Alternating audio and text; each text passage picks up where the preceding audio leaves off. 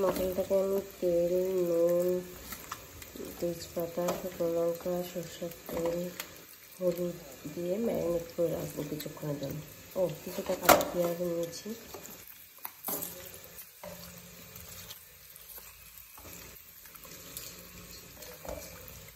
এটাতে হাড় খুবই কম, তাই আর প্রেশারে দেবো না, একটু ম্যারিনেট করবে। আমি এটাকে কড়াইতেই করে নেব।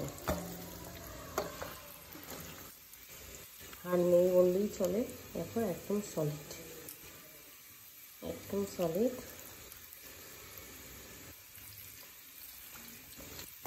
কড়াইতেই হয়ে যাবে।